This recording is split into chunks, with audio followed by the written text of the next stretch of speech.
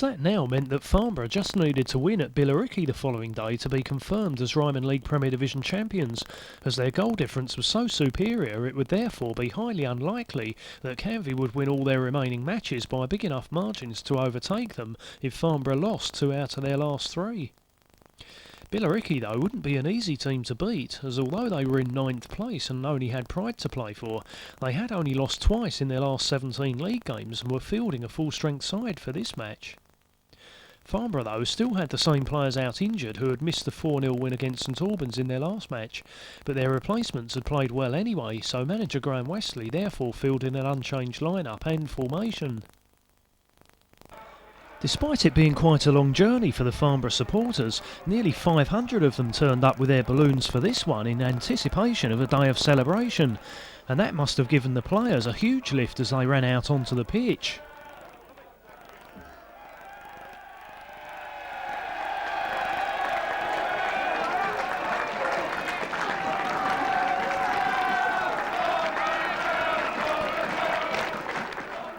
As for the Billericay supporters at the other end though, they were left looking rather bemused, as they had no chance of out-singing that lot.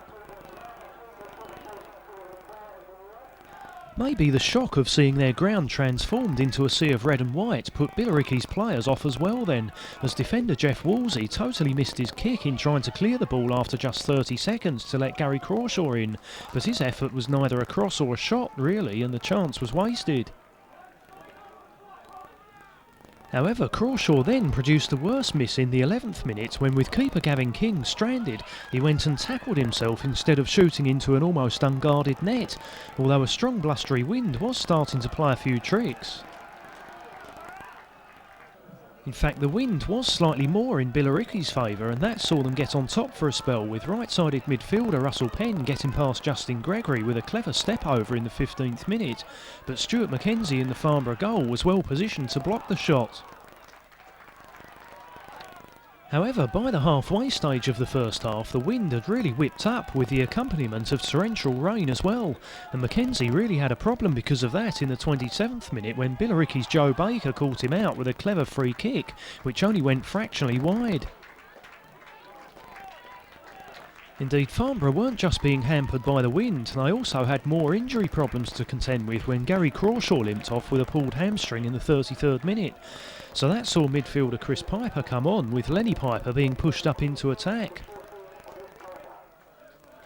That only gave Billericay more confidence though, and they kept the pressure up in the 36th minute when Dean Morris headed Stuart Mackenzie's weak punch back to Joe Baker. But with Mackenzie slithering about trying to redeem himself, Darren Annan came to the rescue with a courageous header off the line from Baker's fiercely struck shot. At that stage it looked as if Farnborough might have to wait another week before they could clinch the title, especially with only one recognised striker on the pitch. But Lenny Piper had other ideas when Bruno Mendonca flicked on Stuart Mackenzie's clearance into his path in the 41st minute, as there looked nothing on until Piper saw keeper Gavin King just slightly off his line and beat him with a brilliant lob to put Farnborough ahead.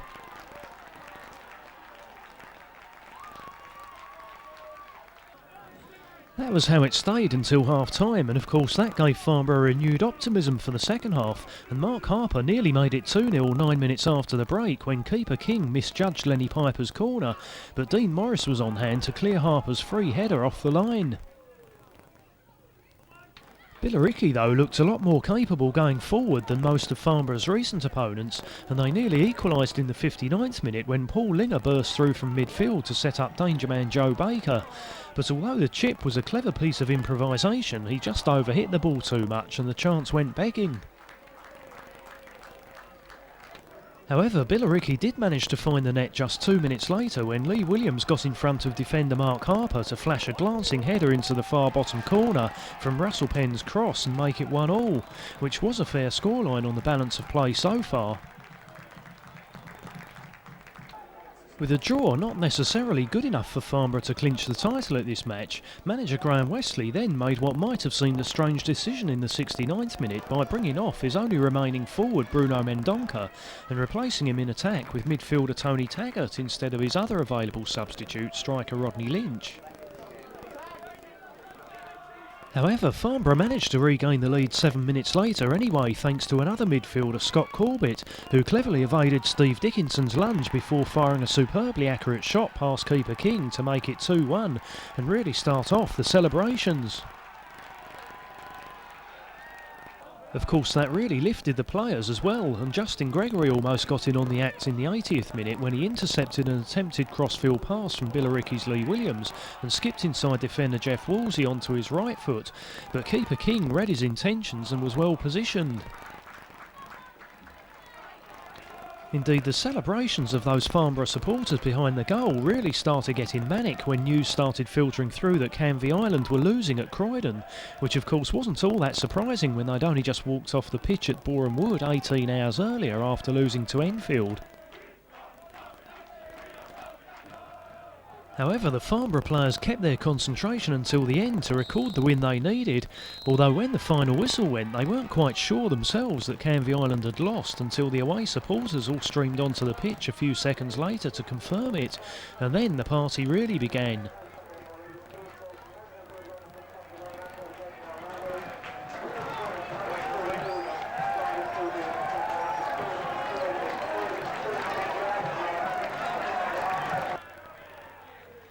Of course, the destiny of the title had never really been in doubt once Farnborough went on that run of 16 wins in a row, plus the fact that Canvey Island had no hope of winning something like 12 matches in 15 days, so manager Graham Wesley and his players and coaching staff weren't exactly leaping about at the end as if they'd won a cup final with a goal in the last minute, although they not surprisingly did have big smiles on their faces.